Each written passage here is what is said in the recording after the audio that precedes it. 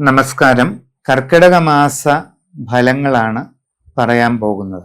July 17-ാം തീയതിയാണ് കർക്കിടക മാസം ആരംഭിക്കുന്നത് ഈ വർഷം. ഉത്തരാടം നാളിന്റെ ഒടുവിലുള്ള 45 നാഴിക, തിരുവോണം, അവിട്ടം നാളിന്റെ ആദ്യ 30 നാഴിക ഇവ ചേർന്ന മകരക്കൂറുകാർക്ക് നല്ല സമയമാണ് ഈ കർക്കിടക മാസം. ജീവിതത്തിൽ പുരോഗതിയുണ്ടാകും. സാമ്പത്തിക നേട്ടങ്ങൾ കൈവരിക്കാനായിട്ട് സാധിക്കും. അനുഭവ ഗുണങ്ങൾ പലതും വന്നു ചേരും. പുതിയ ജോലിക്ക് ശ്രമിക്കുന്നവർക്ക് അത് നടക്കുന്നതാണ്. എല്ലാ രീതിയിലുമുള്ള നേട്ടങ്ങളും നിങ്ങൾക്ക് വന്നു ചേരാൻ അവസരമുണ്ടാകും. സാമ്പത്തിക പുരോഗതി ലഭിക്കും. വിദേശ തൊഴിലിനു വേണ്ടി പരിശ്രമിക്കുന്നവർക്ക് അത് സാധിക്കും. ശ്രദ്ധയോടുകൂടി വേണ്ടത് ചെയ്യുക.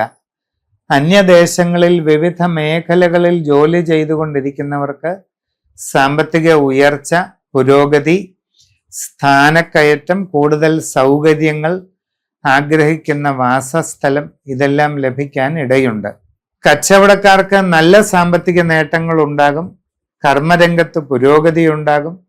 എല്ലാ വിധത്തിലുമുള്ള ഉയർച്ചയും അഭിവൃദ്ധിയും നേട്ടങ്ങളും വന്നു ചേരുകയും ചെയ്യും. കുടുംബത്തിൽ സ്വസ്ഥതയും സന്തോഷവും നിലനിൽക്കും.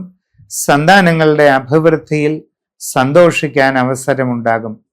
ഗൃഹനിർമ്മാണം നടത്തിക്കൊണ്ടിരിക്കുന്നവർക്ക് അത് പൂർത്തീകരിച്ച് വൈകാതെ താമസം തുടങ്ങുവാൻ കഴിയും. പുതിയ വസ്തുവാഹനങ്ങൾ നേടിയെടുക്കാൻ അവസരമുണ്ടാകും. നിങ്ങൾക്ക് മനസ്സിന് വളരെ സന്തോഷം ലഭിക്കുന്ന പല അനുഭവങ്ങളും ഈ കർക്കിടക മാസത്തിൽ വന്നു ചേരുന്നതിന് സാധ്യതയുണ്ട്. നിങ്ങളുടെ കുടുംബത്തിൽ കാവുകളോ മറ്റ് ആരാധനാ സ്ഥാനങ്ങളോ സംരക്ഷിക്കുന്നുണ്ടെങ്കിൽ അതൊക്കെ വേണ്ട രീതിയിൽ ചെയ്ത് മുമ്പോട്ട് പോവുക. പരദേവതാ സ്ഥാനത്ത് പൂജകളും മറ്റും ചെയ്യുക.